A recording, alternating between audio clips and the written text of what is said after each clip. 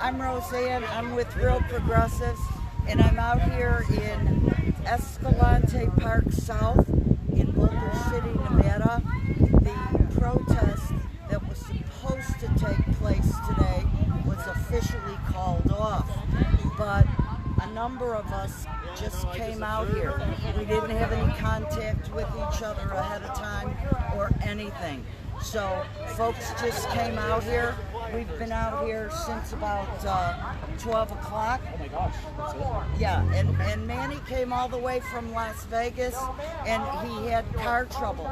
So what's been happening is it's been a very interesting afternoon. We've had about 3 or 4 people playing Confederate songs and waving American flags, yelling at us, telling us how American they are. We only have a few people who are on that side, and everybody else is on this side. We stand for real people. We stand for George Floyd. We stand together as brothers and sisters. We don't have enemies, okay? We're not taking from anybody. We're here to help each other.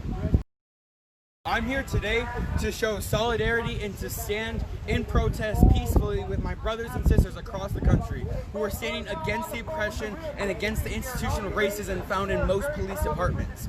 We are standing against the inherent abuse found in our system, and we are standing to show that we are fighting internationally, nationally, and communally, not just individually. Thank you so much. Sorry. So we're going to be talking to a couple of people around here, getting their thoughts as to the current events that are going on. I'm sure many of you guys at home have also been watching, whether it's in Los Angeles, New York, Florida, here in Las Vegas, Nevada, and other parts of the country, especially in the South. You got a few protesters on this other side. Rosie, if we can pan out over here, we have some of them who've been previously mentioning that they don't want their rights infringed, draped up in the flag. And we have some peace officers over here maintaining that there's some social order to all of this. Yes, Black Lives Matter. And I want to thank you guys for watching. Be sure to share, like, and subscribe to Real Progressives and all of our quality programming. But if we turn around a little bit, Rosie, just a little slow, not too fast, but just slow enough, where we can get to see how some of the people who are supporting our causes across the country and just things that are important to us out here in Boulder City, Nevada. There's clearly more of a presence on this side than there is on the other side. But maybe we may get to speak with some of the other people on the other side. But I'd like to speak with one of these people. We're going to be a little quiet. We're going to take a listen if they're okay. Stella, these guys knew your dad. Yes, we do. The whole family, We basically. love them. Now he knows all. They know everybody now. Good job. Good Oh, job, here we go. everybody. Stella, why are you here today, Stella? I think police brutality is wrong. I'm here to peacefully protest. I also think it's wrong that these people are denying the fact that they have white privilege and they're using the flag and their political beliefs to justify their racism. Stella, can I ask a question? You mentioned white privilege, and that is such a hot topic right now across the country. What does that mean to It you? means that I could run away from the police and not be shot. That man over there has the right to have a gun and not be shot. Like, I don't fear for my life if I see a police officer, and other people don't have that. If there is something that you could share with other people who are watching, either people your age or a little older, what can you tell them about this or what's going on? If you do have white privilege, use your white privilege to help other people, and don't deny the fact that you have it. And what message would you like to share with the other side? Please, don't stop being so hateful. Your hate isn't helping anyone; it's making things worse. And we just need it. just don't be hateful. Be nice. Be nice to one another. And if you love America this much, be nice and stand together and kneel for someone who was innocently killed, an innocent person who was murdered. Right. How do you feel about the presence across the globe right now? Does that make you feel good that other people are understanding what's going on here in the U.S.? I stand with other people that are protesting. People are angry. I'm angry. People have the right to be angry. What happened is unacceptable. Right. And do you feel once things start calming down, you're going back to normal? I don't think there would be normal because obviously normal is not okay. We can't go back to normal because back to normal means innocent black people being murdered. There needs to be a new normal. Do you know what that might look like? I think it's a lot of reform of police departments. I don't know all the answers. I just think what's happening right now is not working. Perfect. Hey, thank you so much. Robert, and why are you out here today? Honestly, I came out here today in support of George Floyd. To the Floyd family, I'd like to apologize. My generation of Americans, we sat around on our ass. We watched the destruction of our Constitution and our society on TV every night. We saw it streaming in social media. We see the abuses that are taking place. We see communities in our nation screaming for help. Black Americans, not black Americans, fellow Americans are in need of our assistance right now, and we've let them down. If I could say anything to that family, I'm sorry. I'm sorry that I sat by and let your loved one die because of my inaction. And it's time for all of us to realize that these deaths, they ask why in Boulder City, Nevada, a 95% white community, because we are the ones allowing it to happen. We make up the majority of the population in this country, and when a minority population suffers, it's in our hands. It's our responsibility to stick up for our fellow Americans, to take each other's hands, and to walk down the street and say all that we're asking is that our constitutional liberties, all of our constitutional liberties are protected, and that all of us enjoy the same protection from the police department, that groups do not have to live in fear when they walk down the street. Nobody wants to recognize that laws like stop and frisk or pull over a car because it looks like African Americans might be driving. It looks like somebody that might have a felony warrant. They don't realize that type of profiling is destroying the very civilization that all of us hold dear. You can look at both sides of the street today, and all of us are here, honestly, for the same reason, to protect liberty in this country, that this great experiment can continue and does not fail in the face of the world. We need to get the information out. The time to do it is now. The rest of the world's eyes are on us. People have gone out and gotten the attention of the entire globe. So here we are. We need to apply that pressure to our government so that this change can happen. And it's going to happen when these two groups can walk across the street, when we can embrace one another and we can march on Capitol Hill hand in hand and ask for the change that our society needs. You asked about what our society should look like after this. You know, the President of the United States said we need a return to order. It's short for social order. The social order of our country is unacceptable. We do not need to return to that order. We need to create a new order where all of us are protected, all of us are equal, all of us are respected, and all of us are honored. Perfect. Hey, I really appreciate that. That's some really powerful words there you have. Anyone else here to speak? Yeah. Come on in. What is your first name and why are you here today? I came here to just kind of be here in solidarity with George Floyd and his family because, you know, to me it's not fair that a little girl had to watch her father be put in the ground over something as small as like a small forgery charge. Like, if you say I can't breathe, you should expect police officers to handle that situation better, and I feel like those officers were not good in defusing the situation at all. Can I ask you a question? You mentioned the police officers and I can't breathe. What if it was a firefighter? Would that make a difference? I feel like it doesn't really make a difference. Like, basically, I feel like the police stand for police brutality so much, and I feel like that's such a corrupt job, really, because every time I post something on like my social media that says Black Lives Matter, I always have someone in the comments saying, you know, all lives matter or blue lives matter. Personally, I don't believe there are blue lives, because that police officer can choose to take his badge off and walk away at any moment. Someone can't just stop being like an African American. Like, you can't change the color of your skin, so they shouldn't have to be oppressed the way they are. That's really powerful what you say there, because a lot of folks who are African American can't take their blue badge off, right? No. At the end of the day, they're still black, and the cops can't take their uniform off. Yeah. Right? That's very powerful. If there is something that you can share with those folks who are at home, who are on the fence, there's not many, but they're out there. Yeah. What can you tell them?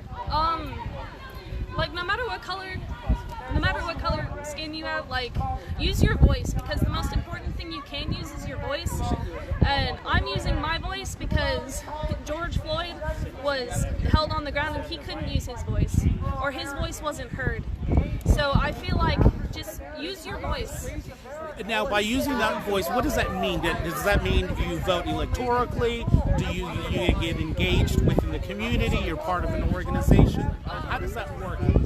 You know, just do anything you can. Like, if you have the power to go out and peacefully protest, like we're all using, you know, our rights to come out here and peacefully protest, do that. If you can't do that, share some insight on social media. Like, use your platforms, use your voice, because altogether, I was born with white skin, and that gives me more privilege in other people's eyes than African Americans. Now, the other young lady had mentioned white privilege, and again, that is such a hot topic, and I believe it's going to be a hot topic for a while. What does that mean?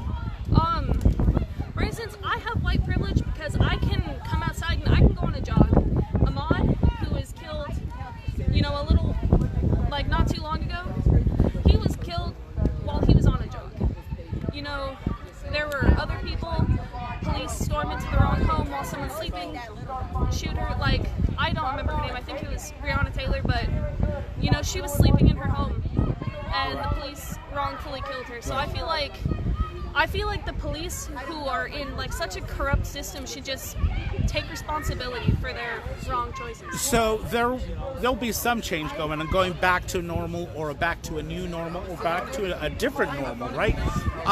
What would you like to see happen from local leadership or national leadership, for that matter? As far as like local leadership and stuff, I feel like our city is doing good.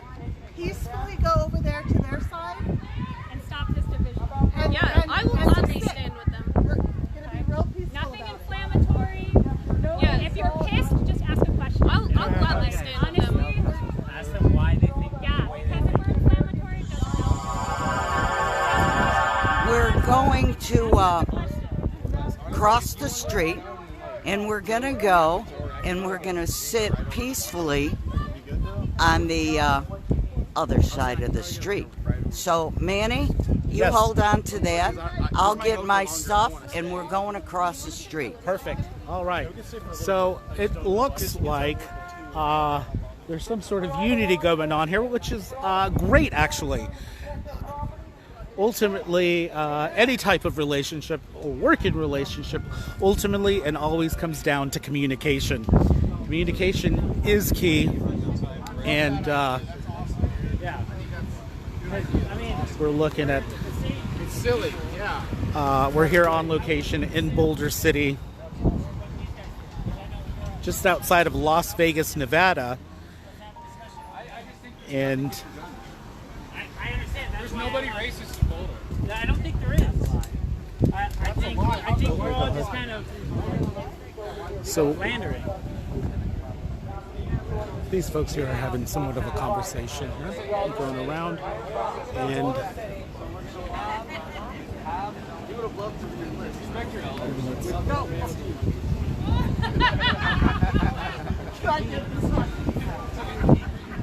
so there's probably about 50 people out here looking and seeing what's going on, and a few people have signs, others don't. Some have a symbolic flag. Let's come talk over here. Let's ask these folks a couple of questions. Hi guys, can I ask you guys a couple of questions? What is your name and why are you out here today? My name's Katie. I'm Joey. And why are you out here today? We're protesting what happened to George Floyd. Thank you. And what can you share about what's been going on today, or how's that been playing out? Have a water, bro. This would have been a very short protest if it weren't for the people screaming at us across the street.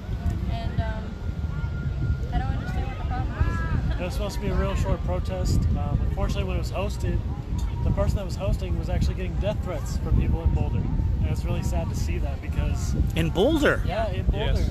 People sending death threats. This is a teenage girl, like younger. Yeah. Younger, right? That's why all the cops are here. We talked to the chief. The chief come out. Yep. Anyway, she was getting death threats, and I was just like, you know what? I don't care. You're going to get death threats. You can cancel it. Well, I'm still going to go. All these people, I'm so surprised they're here because it was canceled. We were planning on coming here by ourselves. You know, this just shows Absolutely. Nothing's going to happen. It's going to happen. You gotta It's move very them, powerful. You gotta move them. Hey, thank you guys so much. Thank you. Absolutely. All right, here. Let's see.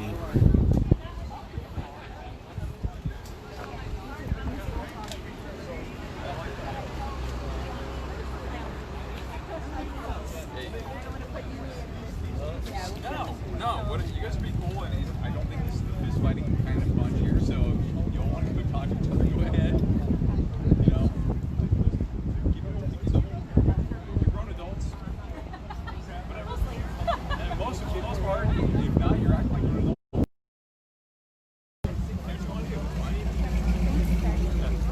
Don't hurt each other. We're deciding among the group if we should extend the olive branch and go and show people that we are not the enemy. They are not the enemy. The enemy is people who don't understand. Okay? We're not taking anything from anybody. We want everybody to share. The government of the United States can afford to give people what they need and what they deserve. It's not a question of money. We've got people out there who have no job, who haven't been able to pay their rent, who have all kinds of bills, and where has the money gone? The money hasn't gone to the people. Okay? So right now, if you want to get a shot of that, they're kind of having a little talk. Okay. We're gonna come walk over here, doing something that sometimes doesn't get done too often in this country is communicate, right?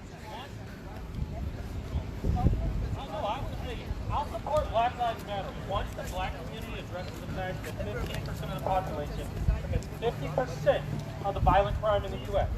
I will support Black Lives Matter when black individuals start addressing the black on black violence. More black people are killed by black people. So when that is addressed, then I will support that cause. Black people killed by the sidewalk. But that's not what we're. That's not. I don't think it's a peaceful protest. Because you can't block it. Everybody else doesn't want to participate. Thanks. How are we supposed to have a discussion about any topic? Spreading around on black violence Are cherry picked right off the FBI database. they're not as accurate because again, black communities are overlooked than white communities.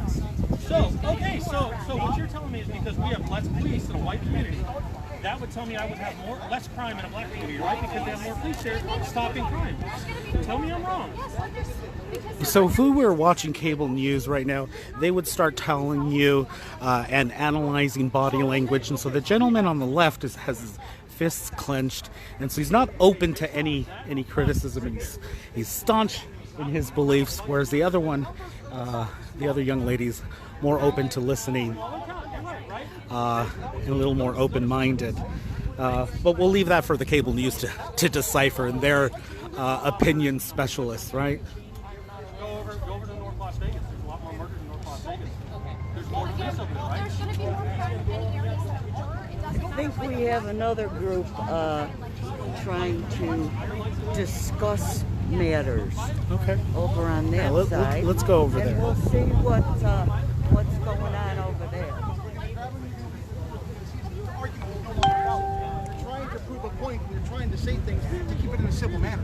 So what do you think? You're treating the entire black community like toddlers? I'm treating the entire black community like someone that needs to take responsibility for their actions. Bottom line. White America, we got our own problems.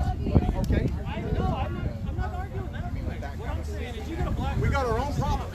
Okay? But here's the thing. When did Black Lives Matter to you? Did the TV tell you that Black Lives Mattered 6 days ago when that guy got killed?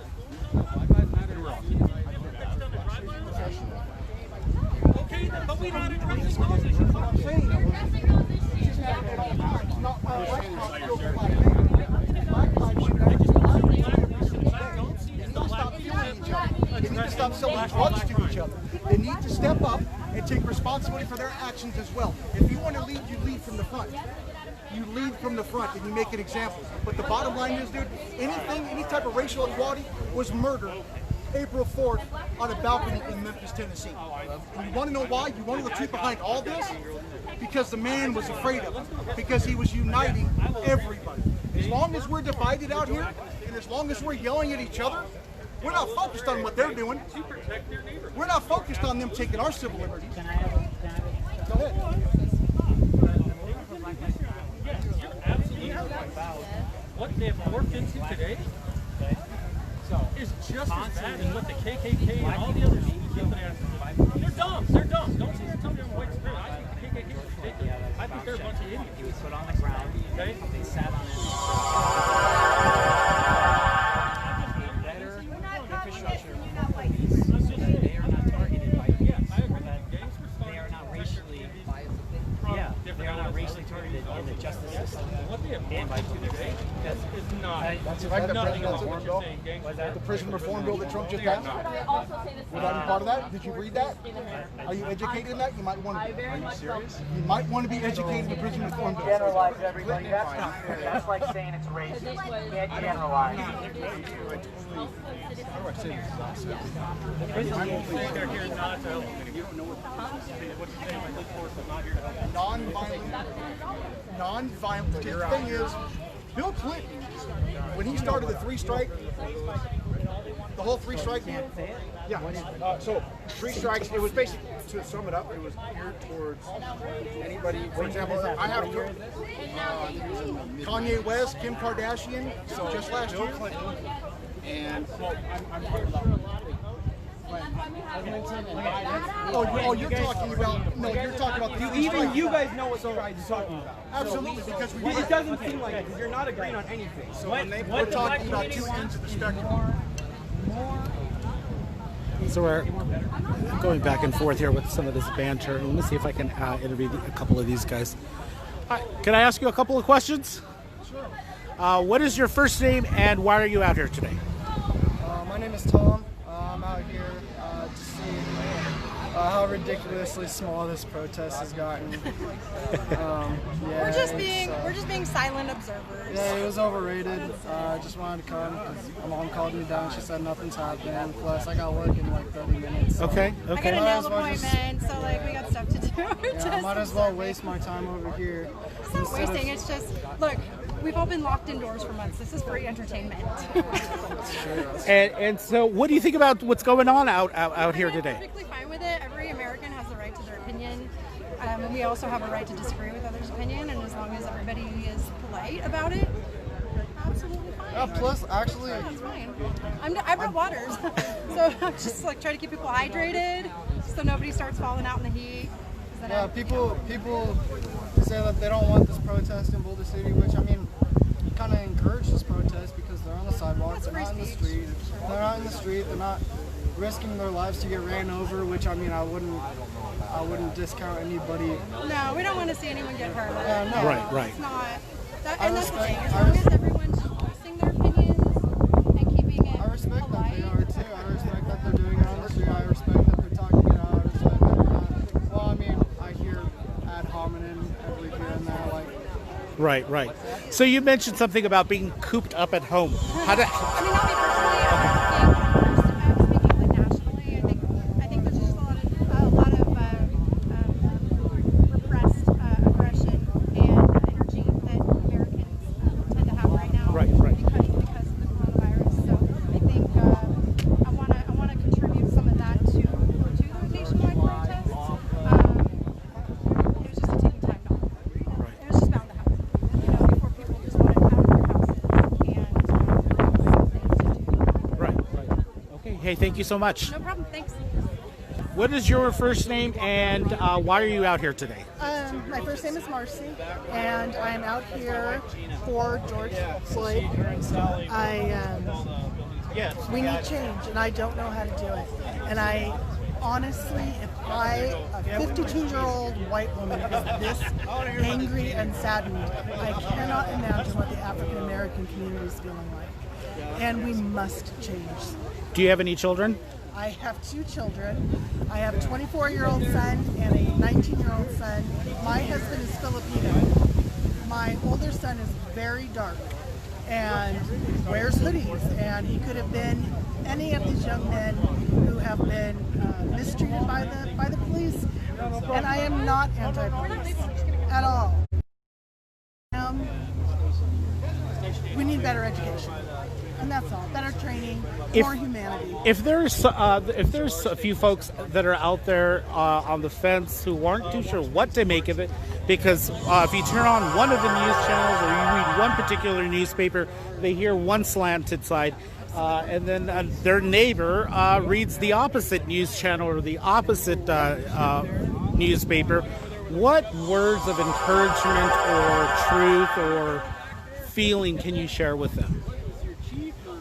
Today was a great example. They were on this side of the street, we were on that side of the street, and we're yelling back and forth. And then somehow the issues get all mixed up. We need to remember why we're here. We're here for this man and all the other men that were killed. And we need to take out some of the emotion, which is almost impossible to do.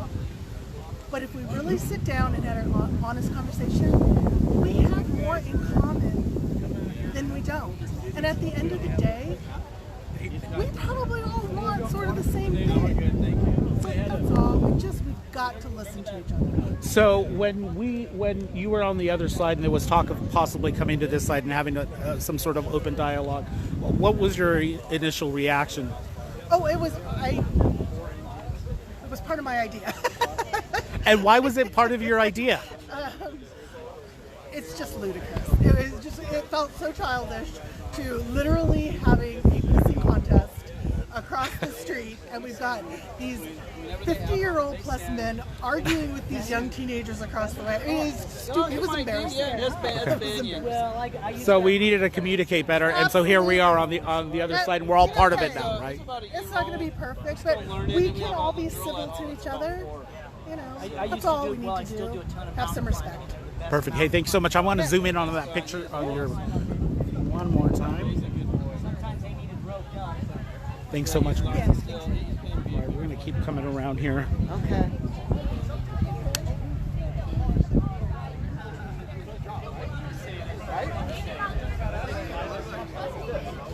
Fever is a response to infection, just like ride is a response to infection. It's going to happen. No one wants it. Nobody wants it. You can't find a person who's except for... I'm going to come around so there's no shadow on your face. Oh, sure. What is your first name and why are you out here today? My name is Jason. I'm out here because I am a Christian. And so it is my desire to do the things that Jesus said. And one of the important things that he said is to be a peacemaker. And that's my desire. So out here to listen, out here to offer a bunch of water to people on a hot day. Hey, thank you for that. Out here to be a bridge builder and keep peace. That's my desire. Perfect. And what have you observed today as to what's been going on? I have observed two main things today. One, when I first got here, it was a lot of screaming, shouting, name-calling, polarized arguments, lots of emotion, lots of anger, until about maybe 10 minutes ago, when the bulk of one side of the street decided to come on over to the other side of the street. And since then, we've had one of the most amazing things that humans can do, which is dialogue. And so we have some amazing conversations going on right now between people from both sides of various arguments. One of the things that really struck me, even in the yelling, was that if they would have listened a little more to the things that they were yelling about, they actually agreed on a number of things that each side of the yellers want. One side would yell, "We want justice," the other side would yell, "We want justice." And so there are examples like that where I think that if we would be willing to sit down, talk, think, and listen, then we would really find that we agree on far more things than we think that we do.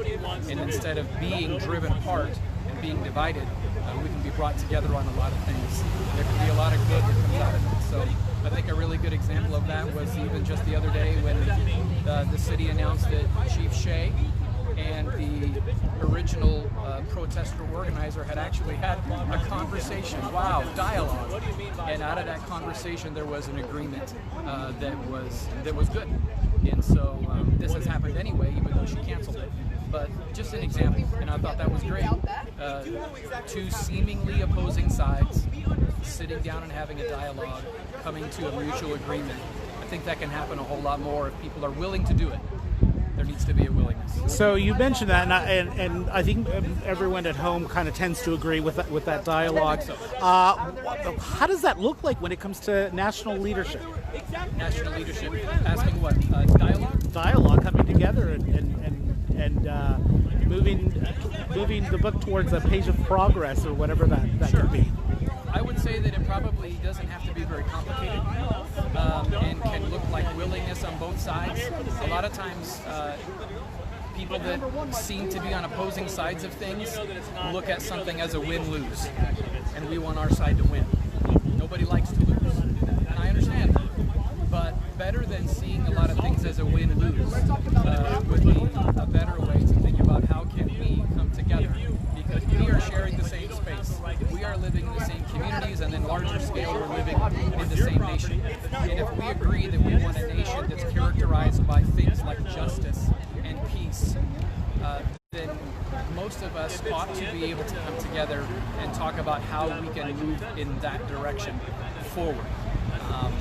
So honestly, it looks like it's, wow, I don't think it can ever happen because it's so bad. It's not complicated. It just needs to happen by those that are in leadership and influential positions compared to people here who are local. As good as it is to see these conversations happening, these individuals will hopefully walk away with a better understanding of one another and what is driving each other, and that's great. And these individuals will walk away, and maybe most of them will go, that turned out to be really productive, and I'm glad I talked to that person that I was yelling at or that was yelling at me. But bigger than that, than individuals, there needs to be a way in which community leaders can come together. I'm personally a pastor here at the Calvary Chapel Church, and so that's something that we've actually been working on with the local chaplain, Chief Shea, getting together with other local leaders and seeing about putting together an opportunity, a way in which people can come together and talk, share, hear from both sides, and what I would assume is going to happen is that we'll find that we agree on a whole lot more things than we thought that we did. Hey, perfect. Hey, thank you so much for your time, and thank you for coming out here. Appreciate it. All right, a voice of reason, folks, here. All right. Can I ask you a couple of questions? What is your name and your first name, and why are you out here today? Well, my name's Hayden. I'm out here because George Floyd should have been the last to die. We live in a system of standing fight system and have cops which are enforcers of that. And I think at some point, enough is enough.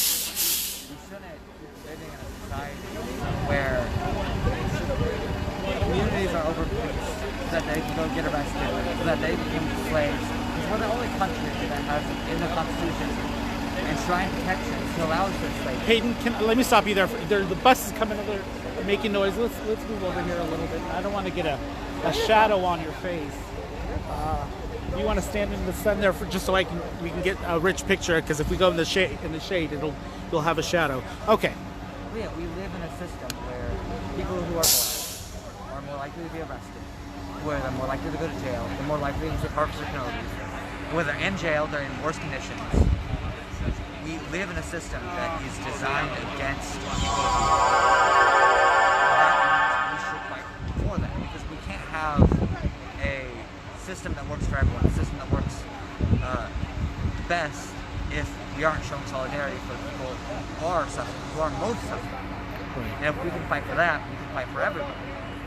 And possibly, I mean, why is it that white cops are in black areas where they're trained to use excessive force and then kill people who do non-violent crimes? It doesn't make any sense. And for some reason, all across this country, cops are using excessive force. I mean, it's insane that when we were over there on that side, there were more cops around us, peaceful people who are protesting for Black Lives Matter. When on this side, these people have guns, they're obviously trying to agitate, and there's barely any cops over here. And so when we combine, it's kind of slimmed down by now, but it's just, they always are showing the divide between who they are supporting. Perfect. And then lastly, how do you feel about the other protests that are going on around the country? Do you feel that they need to keep going on until some national leadership or the president comes out with a bold policy to address what's going on? I think they need to keep going. And I think that's because no matter where you are in this country, there is that oppressive factor. And if 50 states can agree that, hey, we need to come out and protest this, and then they respond with the National Guard to peaceful demonstrations, that shows that maybe there's a problem. And I think before to solve that problem, the protest needs to continue. Perfect. Hey, thank you so much. Thank you. All right. So it seems like the protests and the awareness campaigns have started to dwindle down. We still have a police presence over here, and I want to thank you for watching Real Progressives. We have Rosie over here who is having a conversation with the pastor who's come in. Rosie, how are you doing, my dear? I'm doing fine. My mask is one of the ones that's breathable. Okay. Okay. And I'm very pleased that folks came out. We've had a lot of people out here today. And this was canceled. No. This was not supposed to take place. But the people made it take place ultimately, right?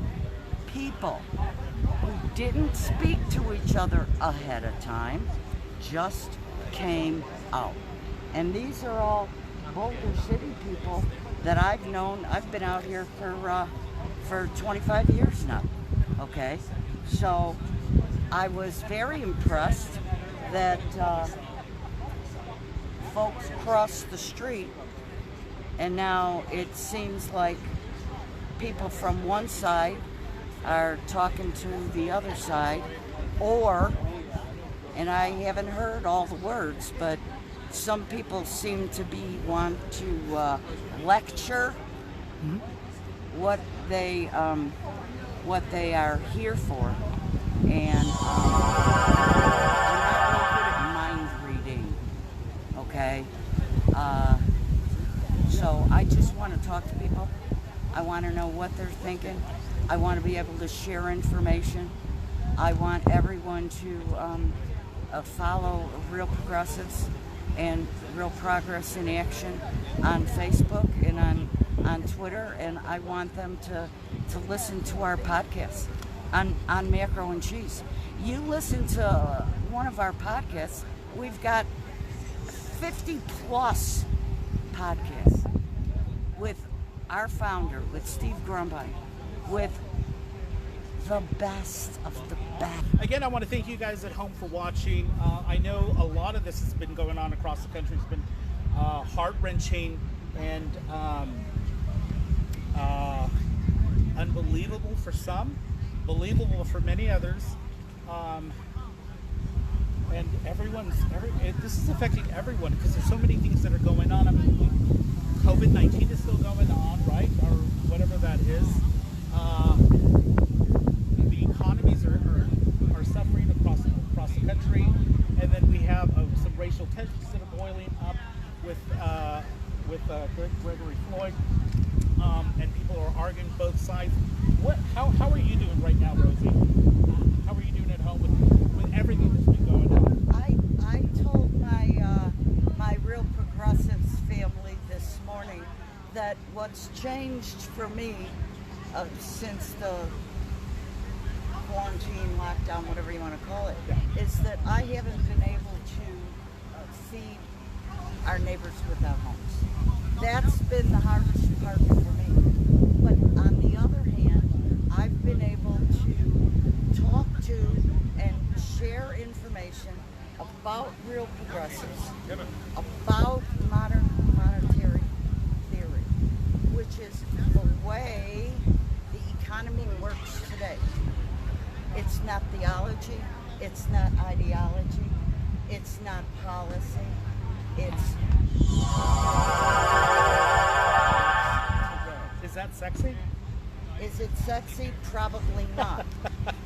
But I know. I asked that because it's a valid, stupid question. No, it's not stupid. Well, because everything has to go through some. Is it sexy enough? Is it going to sell? Are people going to tune in? Is it salacious enough to the point where you want to punch someone and people are like, "What the heck is going on? Is it paid?" People always say, "How are you going to pay for that?" Yeah, how are you going to pay for it? Well, because the U.S. government is monetarily sovereign. What does that mean for those who are That at home? means the United States. Last call for barely cool water. Oh, thank you, Jason. You want one? No, I got one over there. Thank you. Yeah, but you're over here. Okay, I'll take it. That was the pastor giving us water. Thanks, Pastor. Pastor Jason. But the fact of the matter is, when you are the issuer of the currency. Issuer as in the Federal Reserve or the U.S. government? Don't talk about the U.S. Okay. U.S. government is the issuer of the currency. The United States Congress appropriates the spending for everything that the government spends money on. When the Congress says, we're going to spend, what do they just spend? $5 trillion. Trillion! Okay? Trillion! They didn't take it from a bank. They didn't take it from a piggy bank or a bathtub.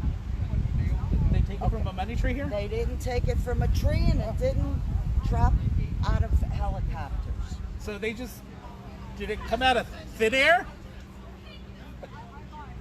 It is computer keystrokes.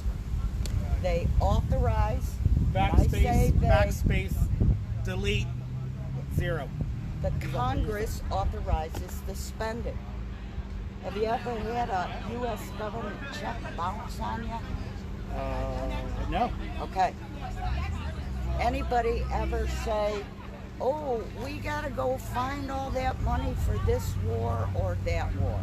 Anybody ever say that? That's never happened. In fact, on the contrary, they'll say, we're going to war, and before you know it, we bombed the country 2 nights ago, and they've already signed a check. But when it comes to the needs, the public purpose, when it comes to real people, you and me, we don't have the money. That's BS. And that is the reason why we should be showing up, and you should be out in the streets. That's right. Bringing awareness, and whatever that is action together leads to results. And the big question is always, how are you going to pay for it? Okay, I'll tell you what. We've got all the economic experts understand MMT, who can explain it perfectly. And all you have to do, go to Real Progressives on Facebook. Go to Real Progress in Action on Facebook, on Twitter. Follow us on Macro and Cheese. You'll see Bill Mitchell and Fadl Kaboom and Warren Mosler and Stephanie Kelton, and I can go on and on and on. Yeah. And Some I great have resources, folks. I have postcards. Steve's gonna laugh. Everybody's gonna laugh. I have my postcards, but this is how you introduce people. Absolutely. You leave him something. I mean, the pastor was here. I was surprised he didn't give me any information, but he did share with me that he was a pastor in church here, and he did give me some water. So I'm going to thank him later for that water.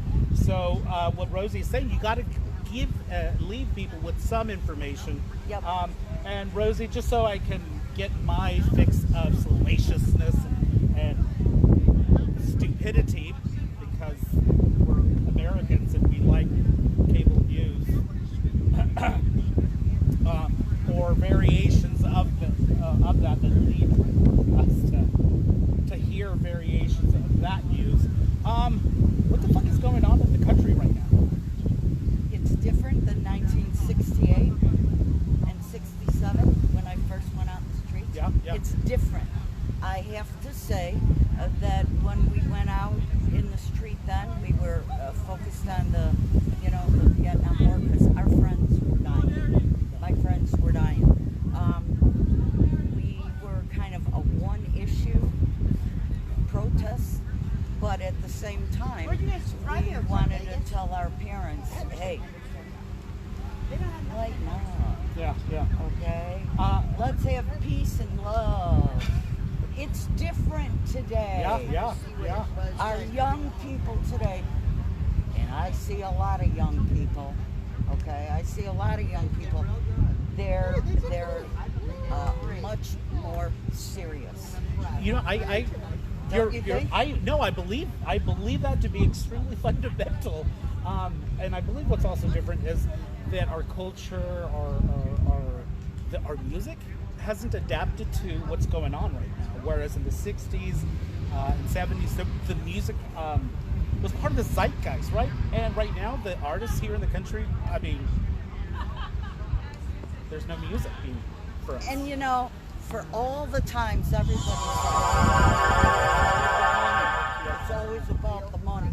So if that's the case, and you know that, then why don't you just stop for a moment and learn and understand what modern monetary theory is? That's all. It's very simple. It's not a secret. I need you to say it louder, Rosie. Oh, it's not a secret. What, are you kidding me? Oh, man, it ain't no secret, because I want everybody to know it. I want this government to serve the public purpose. I want this government to give people what they need and what they deserve, and they deserve it. And I'm sick and tired of any politician, any candidate who doesn't understand that we're the public purpose. Yeah. Anybody who doesn't understand that, they don't need to run for office. They don't. That's it. Yeah, there's a lot of change that's coming. I know that I've been reading some of the reports that certain incumbents are being ousted out of their position, which is a good thing. It's that, regardless of which side or sides you're on, I think that's a healthy way of somebody's paying attention. Yeah. Okay, our good friend, he's an economist, economics professor at Denison University. His name is Fadl Kaboom, and Fadl has been spending so much time training candidates who want to know how the economy works. This is the way to do it, okay? All you gotta do, go to our Real Progress in Action YouTube page, and you will find an interview there with Fadl and with our own Jody Newell talking about brand new Congress. Speaking of brand new Congress, that's a great segue, and this is my last thing that I want to end before we end the video is there's a lot of progressive organizations out there, or there were, and now they've come unmasked. And for me, it's been extremely disheartening. It's pissed me off many times. I mean, I don't vocalize it or share that usually with most people. But I think that's just ultimately what happens is some of these outsider organizations start making a fuss, and the establishment gets a little nervous, and they send little feelers out there, and somehow they get creeped up into these progressive organizations or other organizations if they're not progressive, and they slowly get attached to become part of the establishment. And while that does happen, and it will always happen that way to some degree, and some change does come from that, I'm grateful for all the work that RP has done and has literally cemented their foot down in the ground, saying this is what we stand for, take it or leave it, and our numbers keep on growing, and that's the bottom line, right?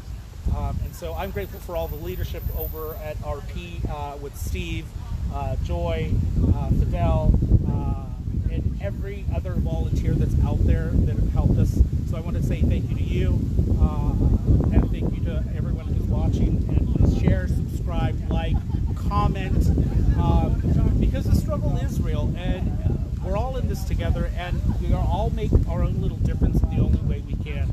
And so feel the revolution, because you're part of it. Do you want to add anything to that, my sister? Each one. Teach one.